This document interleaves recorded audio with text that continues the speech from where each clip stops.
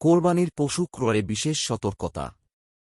কোরবানির মহান ইবাদত শুধু পশু জবাই করার মধ্যেই সীমাবদ্ধ নয়, বরং এর সঙ্গে জড়িয়ে আছে শরীয়তের বহু গুরুত্বপূর্ণ বিধিবিধান।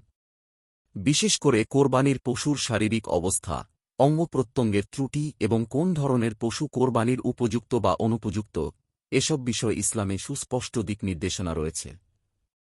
কারণ আল্লাহ তাআলার দরবারে উত্তম ও ত্রুটিমুক্ত কোরবানি পেশ করাই একজন মুমিনের কাম্য। তাই কোরবানির পশুর কান, চোখ, দাঁত, শিং, লেজ কিংবা অন্যান্য অঙ্গপ্রত্যঙ্গ সংক্রান্ত মাসালা জানা অত্যন্ত জরুরি। সামান্য অসতর্কতা বা অজ্ঞতার কারণে অনেক সময় কোরবানির মতো গুরুত্বপূর্ণ ইবাদত ত্রুটিপূর্ণ হয়ে যেতে পারে। এজন্য প্রতিটি মুসলমানের উচিত কোরবানির আগে এ বিষয়গুলোর সঠিক জ্ঞান অর্জন করা এবং শরীয়তের নির্দেশনা অনুযায়ী সতর্কতা অবলম্বন করা। ১. রুগ্ন ও দুর্বল পশুর কোরবানি। এমন শুকনো দুর্বল পশু, যা জবাইয়ের স্থান পর্যন্ত হেঁটে যেতে পারে না, তা দ্বারা কোরবানি করা জায়েজ নয়। তাই কোরবানির পশু হৃষ্টপুষ্ট হওয়া উত্তম। আলমগিরি ৫ ডিভিশন ২৯৭, বাদায়ুস সানায়ে ৪ ডিভিশন ২১৪। ২. দাঁত নেই এমন পশুর কোরবানি। যে পশুর একটি দাঁতও নেই বা এত বেশি দাঁত পড়ে গেছে যে ঘাস বা খাদ্য চিবাতে পারে না, এমন পশু দ্বারা কোরবানি করা জায়েজ নয়। বাদায়ুস সানায়ে ৪ ডিভিশন ২১৫, আলমগিরি ৫ ডিভিশন ২৯৮। ৩. যে পশুর শিং ভেঙে বা ফেটে গেছে।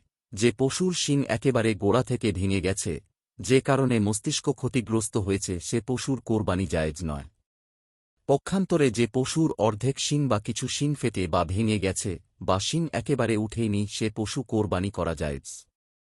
সুনানে আবু দাউদ, হাদিস ৩৮৮, রদ্দুল মুহতার ৬ ডিভিশন ৩২৪, আলমগিরি ৫ ডিভিশন ২৯৭। ৪. কান বা লেজ কাটা পশুর কোরবানি। যে পশুর লেজ বা কোনো কান অর্ধেক বা তারও বেশি কাটা, সে পশুর কোরবানি জায়েজ নয়। আর যদি অর্ধেকের বেশি থাকে তাহলে তার কোরবানি জায়েজ। তবে জন্মগতভাবেই যদি কান ছোট হয় তাহলে অসুবিধা নেই। মুসনাদে আহমদ ১ ডিভিশন ৬১০, ফাতোয়ায়ে কাজী খান ৩ ডিভিশন ৩৫২। ৫. অন্ধ পশুর কোরবানি। যে পশুর দুটি চোখই অন্ধ বা এক চোখ পুরো নষ্ট, সে পশু কোরবানি করা জায়েজ নয়। কাজী খান ৩ ডিভিশন ৩৫২, আলমগিরি ২৯৭, বাদায়ুস সানায়ে ৪ ডিভিশন ২১৪। ৬. খোড়া পশুর কোরবানি। যে পশু ৩ পায়ে চলে, এক পা মাটিতে রাখতে পারে না বা ভর করতে পারে না, এমন পশুর কোরবানি জায়েজ নয়। রদ্দুল মুহতার ৬ ডিভিশন ৩২৩, আলমগিরি ৫ ডিভিশন ২৯৭। ৭. গর্ভবতী পশুর কোরবানি। গর্ভবতী পশু কোরবানি করা জায়েজ। তবে প্রসবের সময় আসন্ন হলে সে পশু কোরবানি করা মাকরুহ। জবাইয়ের পর যদি বাচ্চা জীবিত পাওয়া যায় তাহলে সেটাও জবাই করতে হবে এবং কেউ চাইলে এর গোশত খেতে পারবে। কাজী খান ৩ ডিভিশন ৩৫০। ৮. বন্ধা পশুর কোরবানি।